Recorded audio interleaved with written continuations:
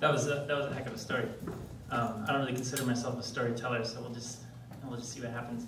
Actually, my story is about shoveling shit, so I think I was actually starting up a little higher on the chain than the gentleman's before me. Oh, and by the way, I really have to pee too. I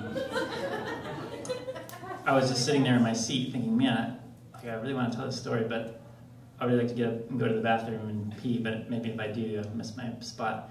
And then I thought, oh, that's okay, because did anybody watch the Summer Olympics two Olympics ago? When would that have been? Was that like 2004? I think it was. Justin Gatlin, the guy who won the, it was the 100-meter dash at that time. This was before that guy from Jamaica who totally like blew everybody out of the water. But this guy, Justin Gatlin, an American, won the 100-meter dash in the Olympics. It's like a huge, best sprinter in the world. And at the end of the race, he was being interviewed, and somebody asked him, how did you, what's your secret? What are the things you do like to prepare before your race? And he said, yeah, I don't pee all day. Like I hold it, and I'm sitting there at the starting line, and I really have to pee, and I hear the gun go off, and that's like gives me that extra little boost to kind of make it all the way to the finish line. So that's what I thought I was gonna. Hopefully that'll work out the same for me. So this story is well,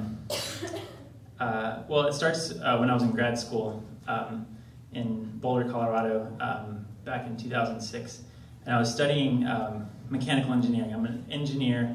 I don't know how many of you. Are there any other engineers in the? All right, there's one. Cool. I don't feel quite so alone. We engineers like to nerd out about things. But I was studying mechanical engineering, and in a specific program that's focused in like energy efficiency and buildings, and I thought, oh, this would be really cool.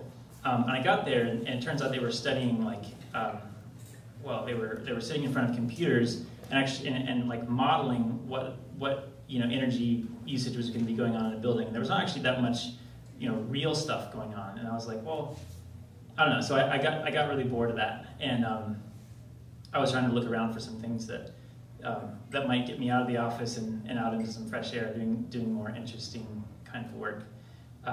So I took a year off from grad school, and then kind of came back to it. And fast forward, I guess, 2 years. 2 years later, I was in Bolivia, the spring of 2010, and I was researching biodigesters. Somehow I found myself researching biodigesters, which, if you've never seen one before, it's this really interesting idea that I really got excited about.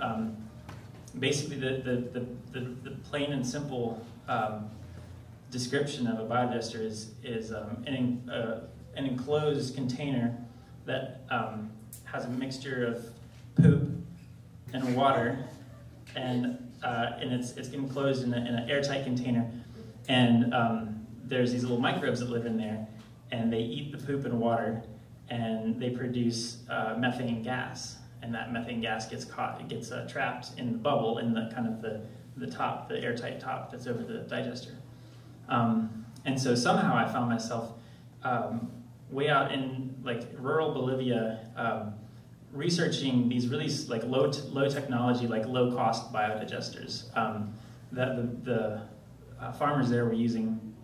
Basically, it's just you dig a trench in the ground, probably maybe 2.5, 3 feet deep by about the same wide. Like they're pretty narrow trenches, and you roll out this big long piece of plastic, maybe 40 feet long. And the plastic is tubular, so it's doubled over. You may have seen it in the hardware store sometimes. It's just really cheap plastic, but when you actually fill it with water, it fills into a tube. And so at either end, there's you kind of wrap it around this piece of PVC pipe, and you can put poop and water in one end, and that whole like mixture will kind of like slowly make its way down to the end of the digester, where it comes out the other end, it actually turns into this great fertilizer. Which, you know, it's this really cool, like, natural technology that's, you know, all it is these microbes that we can harness the energy from. I feel like I'm getting a little off topic. Actually, while I was in Bolivia, I was like speaking Spanish, you know, learning Spanish and like learning about these digesters. And my Spanish is not very good unless I'm talking about like biodigesters and poop. So I could probably tell this story in Spanish just as well, but that's all I could tell you in Spanish. So anyways, there I was in Bolivia studying these digesters. So basically, so you have this long trench. I just didn't quite finish my description. A long trench filled with a tube. There's poop and water in the tube, and there's microbes eating the poop and water. And the tube kind of like blows up. It fills up, and sometimes if it fills up too much, it'll kind of bubble a little out the end. But there's still a lot kind of caught on top of it. And basically, you just take a tube off of top of that digester and run it into the kitchen, wherever that happens to be, you know, kind of close by. And you can pipe it right into a little simple burner, and that's what we were using the gas for. Was just like a little kitchen, you know, being able to boil water or something. So we were going around. Part of my research was involved going around to a bunch of different digesters and trying to identify what were some of the problems that people were encountering. And you know, it was things like some of the bigger problems were, well, people weren't putting poop and water in the digester, and that's a pretty fundamental like breakdown of the system. If you don't put poop in the water in the digester, you don't get methane out to burn. Also, little kids would come up and pop them with pencils, just because it was cool. It's like this balloon. That's what you do when you're a kid. You pop them. And so, like, you know, we would have to go around and repair holes. But we were just taking notes of all these things that we would find in the field. We ended up at this one family's kind of compound. That's sort of how they do things in Bolivia. Even in the rural area, there'll be a sort of a walled compound. Even if you're out in the middle of nowhere, there's, you know, they build these adobe walls that kind of wall in a house on one side, and then like sort of a garden area or kind of like, you know, junk heap, depending on, you know,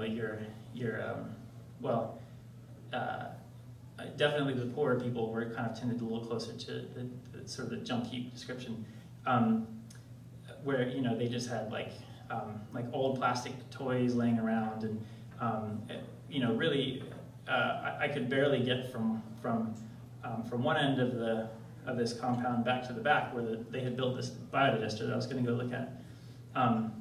You know, there's chickens in the way, and there's goats and things, and you're trying to be polite and talk to the person who has the digester, and, you know, thanking them for letting you come and take a look, and, you know, they're asking you questions and trying to offer you things to eat and drink. And okay, I guess I should pause here and just back up a little bit and tell you that the way that this story actually fits into the whole sort of intuition thing is that sometimes maybe you've had this happen to you before, but you're in a situation where you're about to do something and there's almost no avoiding it, but the last thing you think of before you do that is, I probably shouldn't be doing this. And that's what happened to me. We were nearing the back of we had kind of gone through all of the you know, the traditional sort of polite things to do, you know, talking about the weather, and, you know, she offered some fresh drink, you know, I said, well, let's go look at the digester. And as I was walking back there, I noticed this kind of like, it was just an area of the yard that was sort of covered with boards, and there was I could see that there was something, you know, there was kind of an emptiness almost underneath the boards, but it didn't necessarily occur to me. I guess maybe because I've lived in North America long enough that, you know, when you're walking down the street and you get to one of those grates on the sidewalk, you feel pretty good about being able to step on the grate and not, you know, perish.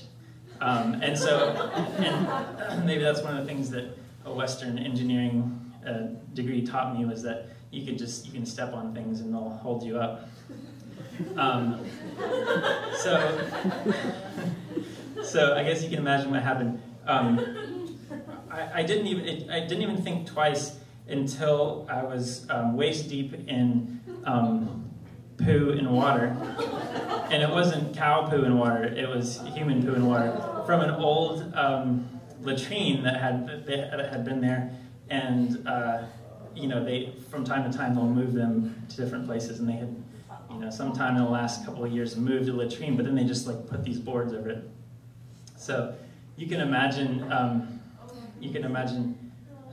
the embarrassment that I was in, and so I kind of climbed out, and there were actually some Bolivians that are with me that were helping me do this research. They were also researching digesters in Bolivia, and they did a lot of field work, and so they were pretty knowledgeable about this sort of thing. And so they were really smart. I didn't think about it, but right away I was like kind of hopped out. And I was like, oh no, I'm fine.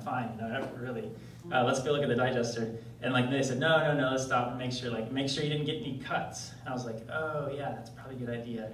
So like I looked all down my legs and I didn't have any cuts.